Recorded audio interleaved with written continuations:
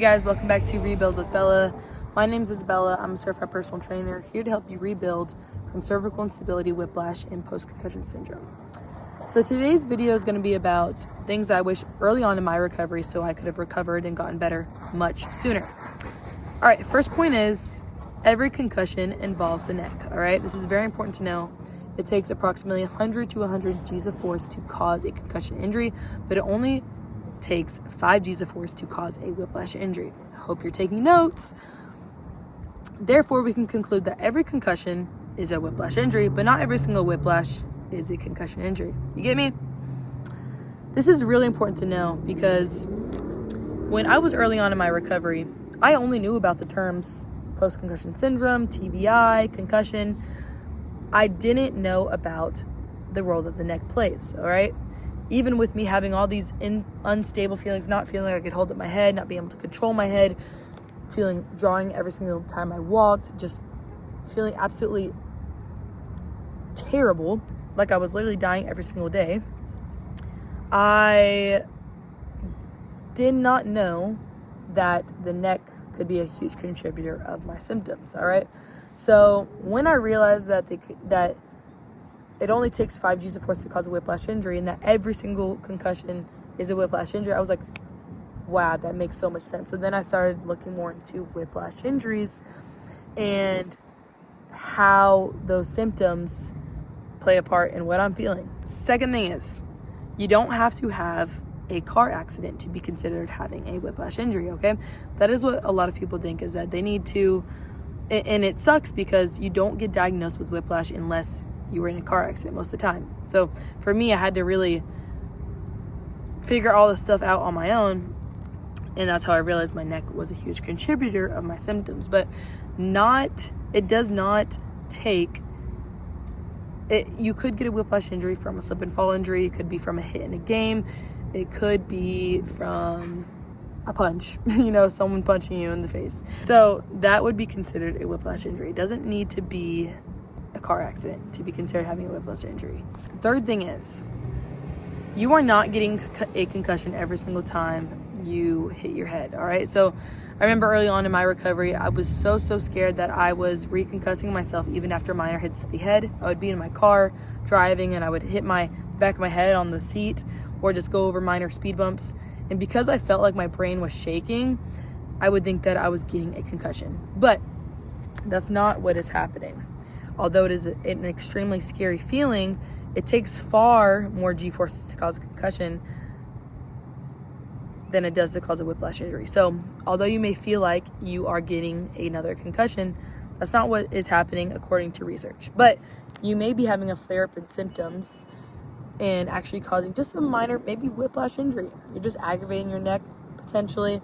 And because the neck plays such a huge role in symptoms, because of the high density of muscle spindles and proprioceptive fibers, you are more than likely to feel really off after minor hits, if not addressed properly, okay? So because my instability was so bad, minor hits, even just walking or going over speed bumps, like I said, would aggravate my symptoms, and I would just feel absolutely terrible, feel like I just had to just stay in bed and just be in a pitch dark room and not do anything for a few days.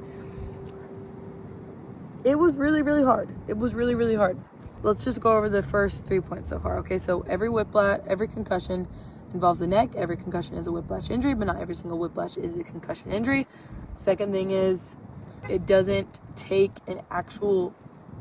always need to be a car crash to cause a whiplash injury. It could be from things like hit in the head from a game, a slip and fall injury, someone punching you in the face.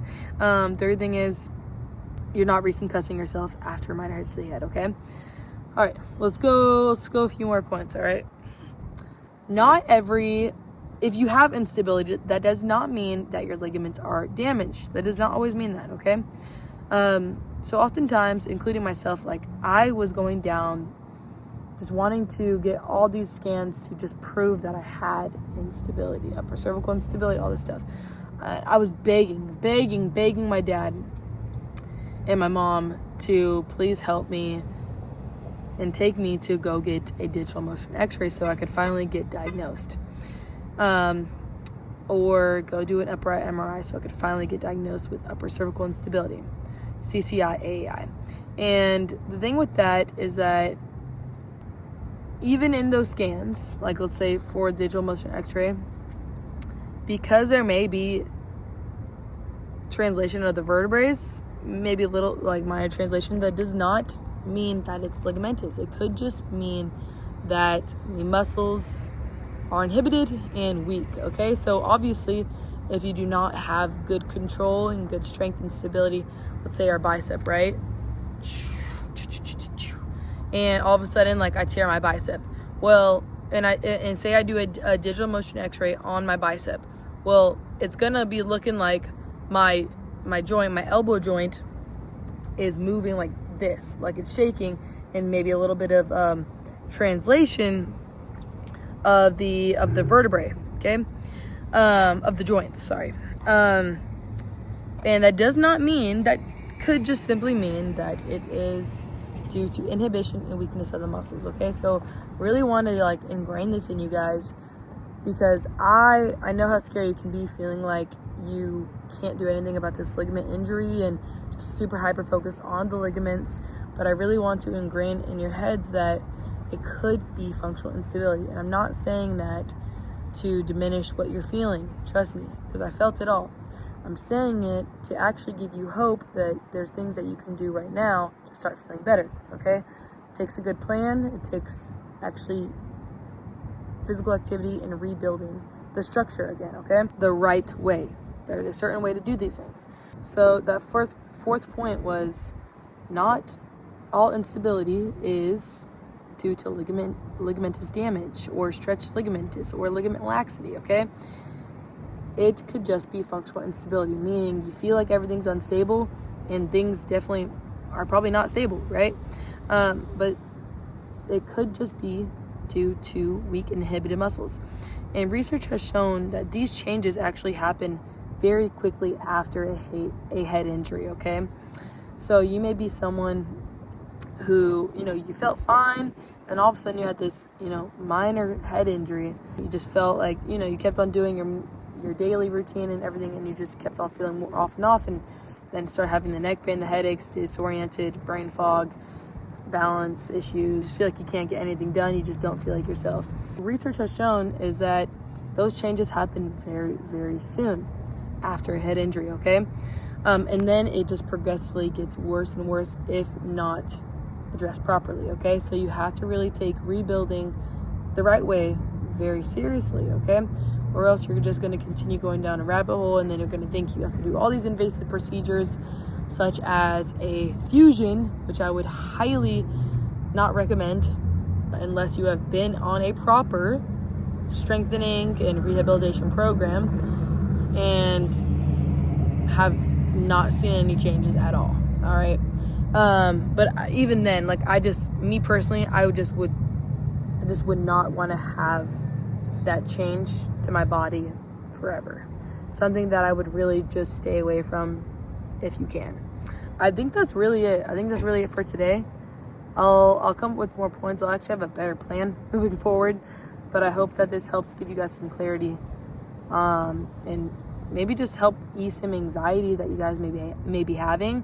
I know that I was really, really scared when I was just feeling. No one really knows how bad it is to live with these symptoms unless they've lived with it, because it literally affects everything. It affects cognition, it affects your balance, it affects your vision, it affects your vestibular system, it affects your personality, it affects everything, It causes autonomic dysfunction, dysautonomia, blood flow dysfunction. Like, there's just so many things that happens after these injuries. And actually, it doesn't even have to be an injury. It could just be long-term stuff over time, and you just haven't actually been told the right things to do, and you just keep going. You just keep getting weaker and weaker and weaker. I just hope that this brings some ease to your life. If you do have any questions, feel free to DM me on Instagram, Rebuild with Bella. I'm always down to help my peeps, but the best thing is to book a one-on-one call with me so I can really just figure more about your story, your injury or not injury, and the next steps for you. That's that. All right, guys, have a blessed day today. And just remember, you are not alone. Trust me, I know how really bad it can get. You just don't feel like yourself at all. It's really, really hard. It's really, really hard if not giving the right stuff. But I'll leave you guys with one thing that you guys can start doing on your own, okay? So if you watch this whole entire video and you're still watching right now, let's go.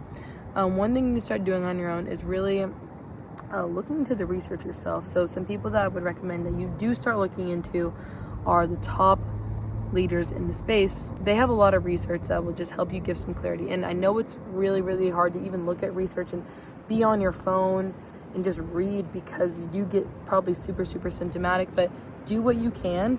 Some people I would recommend looking into are Dr. Julia Treleaven, Dr. Michelle Sterling, Dr. Leslie Rusek, Dr. Cameron Marshall. I think that's it for right now, okay? Those are the people that I look up to. Those are people that have just really good work out there, and I can see that they're really trying to do good stuff. I've learned what I've learned